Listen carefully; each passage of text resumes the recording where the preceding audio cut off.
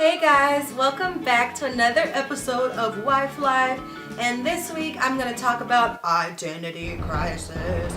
This is like the universal sign for identity crisis. Anyway, so I'm going to talk to you guys about a little identity crisis that I experienced within my first year of marriage. So hopefully I can be a cautionary tale to some people before they get married, or if you're like in the first month or so of marriage and you see yourself becoming this, you can notice it and kind of divert, pivot, and change your ways. So when we got married, when Jonathan and I got married, sorry, I have to adjust this because, okay, I'm short. Okay. When Jonathan and I got married, I found myself slowly becoming that princess off of Coming to America. Y'all remember her? When he was interviewing her and he's like, what's your favorite foods? And she was like, whatever you like. And he was like, what's your favorite music? Whatever you like. I became that. I gave her an Asian accent. I'm sorry, she wasn't Asian. She was definitely black. Anyway, yeah, I became that slowly. What we were eating for dinner, whatever he wanted to eat. And there's no problem with that, okay? Serve your husband, give him exactly what he wants. Do that thing, girl. But my husband liked to come home and I was home already. It was so bad that he would call me before he thought about leaving a place to head home to make sure that I was home. And if I said I wasn't home, he wanted to know how long before I got home, because he was going to time his leaving the place based off of how long it was going to take me to get home, because he wanted to make sure that I was there when he got there. Okay, that's so sweet, right? Here's the problem. I started changing my plans to make sure that I was home when I thought he would want to be headed home. So if somebody called me and said, hey Ryan, you want to go catch up? Let's go meet and have dinner or something like that. Or let's just go to Starbucks. I would either turn them down because I needed to be home when my husband got home, even though he actually didn't ask me to do that. Or I would cut it short. Like if he called me, I would already let them know, like, oh, I gotta go. He didn't ask me to leave. He doesn't know that I'm hanging out and that I'm not done. I would just try to acquiesce. There we go.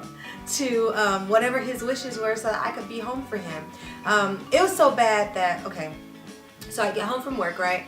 And I start dinner, and he got home later than me. So he'd get home around 11 o'clock. And so I make dinner and do a load of laundry, clean up some, whatever I could fit into the time before he got home to take care of. I would jam pack it in. I would get ready for bed, all so that when he got home that I could have time with him, because we really didn't get that much time together in our first year of marriage. So we really had to make sure that all the time we spent together was purposeful and that it was impactful. So when he got home from work, if I was watching something on TV, I already made up in my mind that we were going to watch whatever he wanted to watch. So when he got home and I put the food in front of him, if he didn't want to watch what was playing on television, then we changed it and we watched whatever it was that he wanted to watch. And even if I was watching a show and I was really into it, I'm not into it anymore. I'm like, it's okay. I can, watch it on demand, or I wasn't really into it, even though I really was. So I was doing all the things that my husband loved, and I was being super duper accommodating, and I was slowly letting go of the things that I love to do. For instance, before we got married, I was really involved in church. I was in the choir. I was on the praise team. I was teaching Bible class. I was working with the youth. I was really, really active in church. I was working with the young adults ministries. Any type of ministry that I could be involved in, and any type of leadership position that was needed, I was filling those positions and working hard and doing that between work and a relationship, a dating relationship, which isn't the same as marriage by any means. It's so different. But I was maintaining all of that. And then I got married and I gave up all that stuff so that I could handle and get a grasp on this wife thing.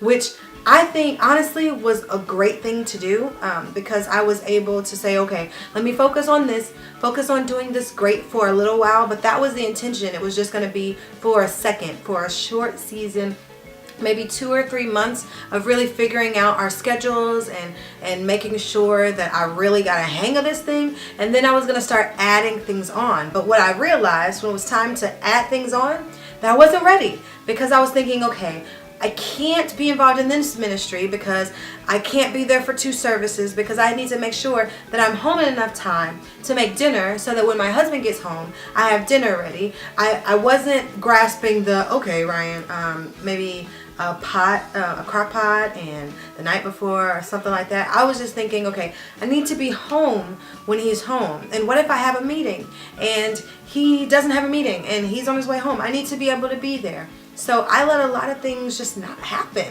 A lot of things that made me who I was were falling through the cracks, because I wanted to make sure that I was home for him to see, and if he needed anything, and so that whatever time that we had together could be spent together. But what I didn't realize was that it was changing who I was, and it was dimming my light in a really dramatic way that I really didn't see until the light was like almost gone.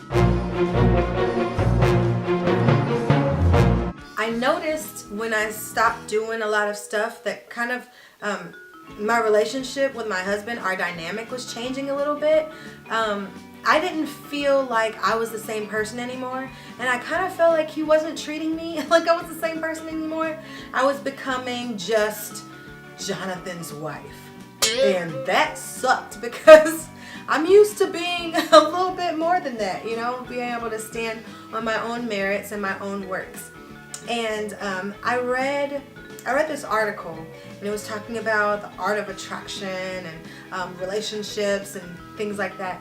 And one of the points that I took from there was when they discussed what attracts you to your mate, your spouse. And even people of the opposite sex in general. You're attracted to people when you see them working in and operating in their gifts and in their talents. So when I thought about my relationship with my husband, he's 10 times more attractive to me, exponentially more attractive to me when I see him working in ministry, ministering to people, leading people in worship, encouraging God's people, and speaking. I just love it. I think it's a beautiful gift that God has given him, and when he's operating in that, I just look at him like, ooh, look at him. Yes, God, you did that. He's 10 times more attractive to me doing that than if he were even helping me in the kitchen, like making dinner, cleaning dishes. I appreciate it. I love him for it. But what I really like to see him do that makes me feel like that is my husband, that is my man, is when he is working in his gifts. And so I thought, why wouldn't that be the same for him? How often does he get to see me since we've been married operating in my gifts and doing the things that make me glow and make me stand out and shine? I mean, yeah, I can make a great dinner.